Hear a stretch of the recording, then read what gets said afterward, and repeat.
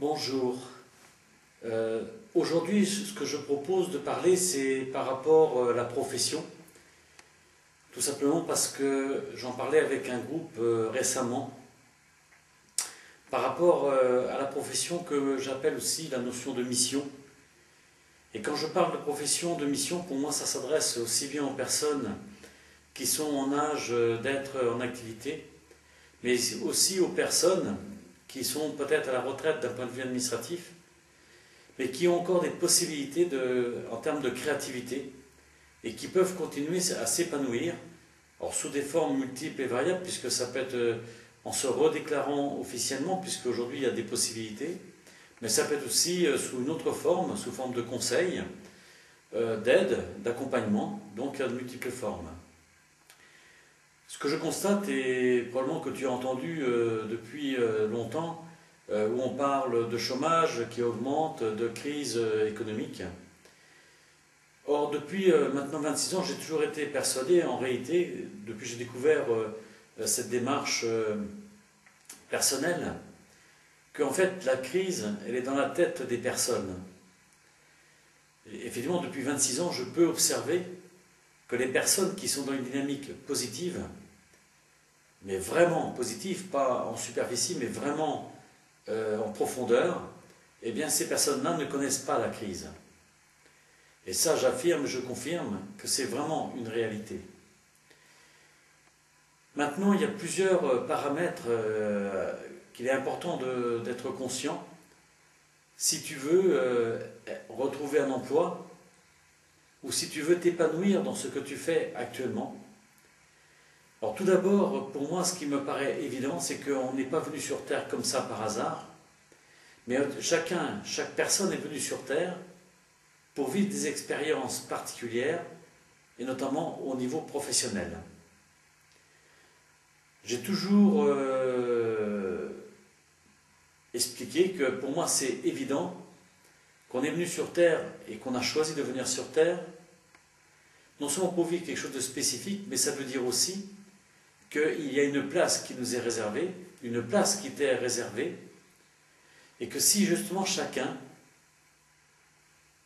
faisait des démarches pour mieux connaître sa mission, eh bien ça veut dire que tout le monde pourrait trouver vraiment l'emploi qui lui correspond, même si dans la vie il peut y avoir des périodes où la personne va se retrouver pendant quelques mois peut-être sans emploi officiellement, mais c'est des moments où à ce moment-là la personne va se mettre en recherche pour mieux comprendre quelle est sa mission, qu'est-ce qui lui correspond vraiment, mais au niveau du cœur et pas au niveau du mental. Mais pour moi c'est évident que toutes les personnes doivent trouver l'activité qui correspond vraiment.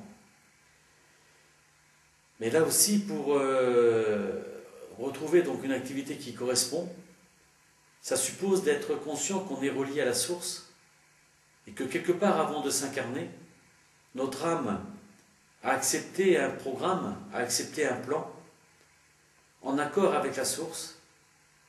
Et justement, donc, c'est ce qui me fait dire qu'on a une place qui nous est réservée, que quelque part, on est des êtres uniques, contrairement à ce que l'on peut dire, dans le sens où, même si un poste peut être occupé par 100 personnes différentes, mais personne ne peut occuper cette place de la même manière.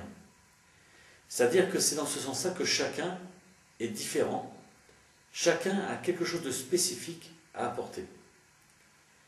Et si effectivement tu demandes à ton âme de t'indiquer clairement quelle est ta mission, et je dis bien demander clairement, ça veut dire accepter par avance la réponse, je dirais même, j'irai plus loin, c'est s'engager à accepter la réponse qui va être donnée. Alors là aussi, beaucoup de personnes, ce que j'entends donc régulièrement, c'est qu'ils me disent que ça fait longtemps qu'ils cherchent quelle est leur voie, et ils ne trouvent pas. Je peux affirmer aujourd'hui que c'est absolument impossible. Effectivement, si on a le désir sincère de donner le meilleur de nous-mêmes, si on a le désir sincère d'être à sa juste place. Effectivement, tout va nous être donné pour être à sa juste place. Donc il est essentiel de s'engager, parce que c'est l'engagement qui va donner des véritables indications, qui va donner le chemin à suivre. Mais une fois qu'on a des informations, j'observe que beaucoup de personnes se disent « Oui, mais je ne suis pas à la hauteur, je ne suis pas capable, je vais attendre, je vais réfléchir. » Et là aussi, je m'aperçois que les personnes qui trouvent leur voie plus facilement, ce sont les personnes, quand elles ont un message, elles agissent immédiatement. À l'inverse, j'observe que les personnes qui sont dans le marasme, c'est pratiquement toujours le même comportement, à savoir que quand ils ont une information, ils commencent par douter, se disent qu'ils ne sont pas à la hauteur, se disent qu'il faut d'abord réfléchir, attendre, voir, et ainsi de suite. Et en fait, les semaines passent, les mois passent, et les informations qu'on a reçues, elles finissent par être oubliées, ou dans tous les cas, l'énergie n'est plus là. Donc, si tu veux vraiment trouver ta place, ça suppose que tu t'engages vraiment. Ça suppose aussi que tu demandes intérieurement à ton âme de t'indiquer le chemin, mais aussi de t'engager à passer l'action, même si au départ tu as l'impression de ne pas être prêt, de ne pas être prête. C'est parce que tu vas t'engager que tu vas commencer à poser des actes concrètement, que là tu vas rencontrer les personnes, les situations, d'autres informations qui vont te permettre d'avoir plus d'éléments. Cela veut dire se mettre en marche, même si on ne sait pas exactement où on va, même si tu ne sais pas exactement où tu vas aller, mais c'est parce que tu te mets en mouvement que d'autres indications vont venir. C'est un peu comme la chasse au trésor. Un élément, une piste va donner un autre, va te permettre de découvrir d'autres éléments, et donc les différents éléments, les uns après les autres, vont te donner une direction, une indication. Et je rappelle toujours que si tu es dans la conscience que tu es relié à la source, eh bien, il est évident, comme on est immensément aimé, que la source va justement te guider pour rencontrer les bonnes personnes au bon moment, au bon endroit, pour avoir les bonnes informations, les bonnes indications, pour poser des actes justes. Donc ça, c'est vraiment très important que tu sois dans la conscience d'être relié à la source. Et à partir de là, je peux affirmer que les indications vont vraiment arriver. Je disais aussi dans le groupe, il y a quelques jours, qu'en même temps, il est intéressant de faire une démarche d'introspection par rapport à l'ensemble de ta vie. Coelho, qui a écrit le livre L'Alchimiste, et qui a aussi, il a été fait un CD donc, qui résume le livre, effectivement il dit que les premières indications nous ont été données dans notre enfance, notamment à travers des jeux spécifiques auxquels on jouait. Mais que là aussi, les informations nous ont été données en lien avec l'histoire de nos parents, que ce soit au niveau professionnel ou dans d'autres domaines. En clair, ce qu'on a vécu de désagréable, très souvent a un lien avec notre mission, mais tout ce qu'on a apprécié aussi chez nos parents, tout ce qu'on a observé comme étant positif, ça fait partie aussi de notre mission.